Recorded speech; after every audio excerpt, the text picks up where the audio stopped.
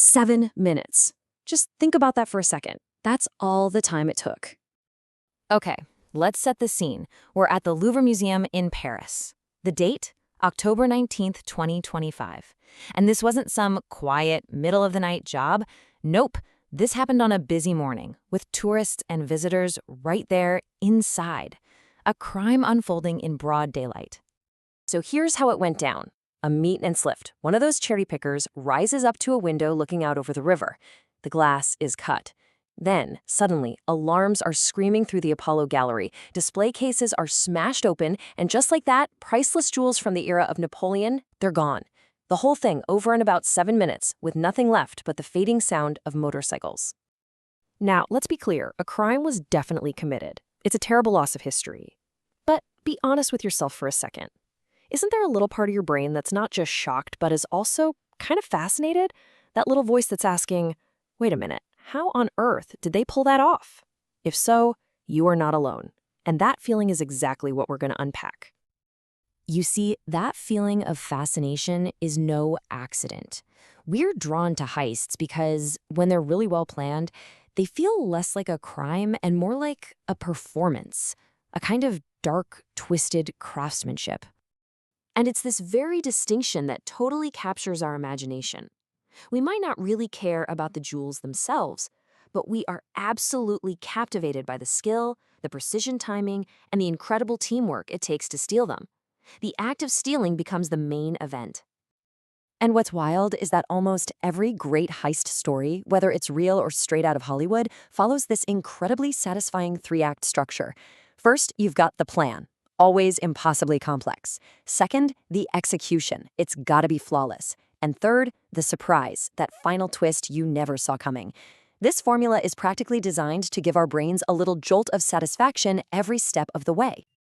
So why does that formula work so well on us? Well, the answer is all in our heads. It comes down to psychology and the way our brains are basically wired to enjoy a masterpiece, even a masterpiece of rule-breaking. The main reason boils down to this idea that psychologists call competence pleasure. And it's exactly what it sounds like. It's that feeling of deep, genuine satisfaction we get from watching someone who is an absolute master of their craft do their thing perfectly. It doesn't matter if they're a chef, a musician, or, well, a thief. And you can totally see this in action. The thrill of watching a getaway driver navigate a packed city is weirdly similar to the awe you feel watching a drummer just nail a complex solo. The insane precision it takes to bypass a security system, that taps into the same admiration we have for a surgeon's steady hand. On top of that, heist stories play on a really fundamental part of our brains. We hate incomplete patterns. We're wired to need puzzles solved. So a good heist presents us with an impossible puzzle, an impenetrable vault, a ridiculous timeline, and we get the satisfaction of watching it get solved piece by piece. That's why the final twist is so good. It's the last piece of the puzzle, completing the pattern in a way we never, ever expected.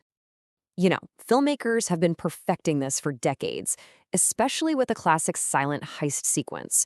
It really started back in 1955 with a French film called Rififi, which had this stunning 30-minute scene with zero dialogue or music. That blueprint was later refined in the movie Top Cappy. And then, of course, Hollywood perfected the whole aesthetic with iconic scenes like the one in Mission Impossible. We've seen this so many times, it almost feels real. But all this appreciation for skill, it brings up a pretty sticky ethical question, right? We're admiring a crime. So why do we so often find ourselves actually rooting for the people on the wrong side of the law? Well, a lot of the time it comes down to this classic character, the gentleman thief. See, these characters aren't just any criminals. They have a code. They only steal from the corrupt and powerful, they have style and intelligence, and they operate by their own set of ethics, which makes their crimes feel almost like a form of justice. Think of Robin Hood or the famous French character Arsène Lupin.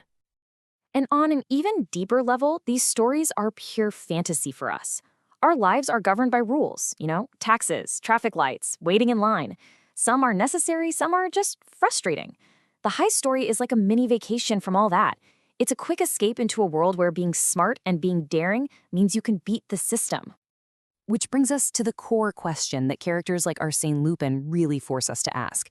Can you appreciate the beauty of an act, the cleverness of it, even if you know that act is fundamentally wrong. That's the moral tightrope these stories make every single one of us walk. But now we have to snap back. Because for all the glamour and fun of the fantasy, the reality of crime is anything but a victimless, stylish adventure. And the contrast is just stark. In the movies, we get these cool, charming anti-heroes. In reality, we get traumatized victims. The fiction sells us on this idea of a clean, victimless crime where nobody gets hurt. The reality is that theft causes real, lasting financial and emotional damage, and it always carries the risk of real violence.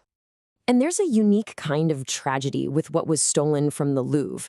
A famous painting is really only valuable as a whole. You can't just chop it up.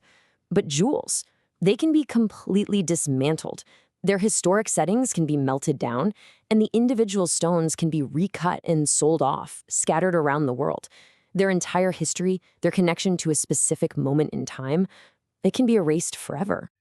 And yet, in a very strange way, a crime of this size doesn't just erase history, it actually creates a whole new layer of it. The act itself leaves a permanent mark. Let's go back to the year 1911. This was the year the Mona Lisa was stolen, from the exact same museum, the Louvre. Now, before that happened, the Mona Lisa was a respected painting, sure, but it wasn't the global icon it is today, not even close. The theft is what changed everything. It made the painting famous. And get this, people started flocking to the Louvre, not to see another painting, but to stare at the empty spot on the wall where it used to be. The absence of the art, the trace of the crime, became an attraction all by itself. And that is probably what's going to happen now.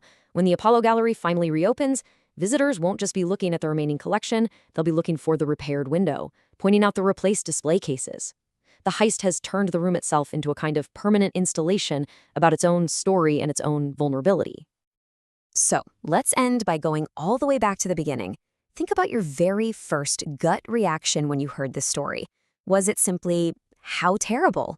Or was there also a little flicker of, wow, how did they do it?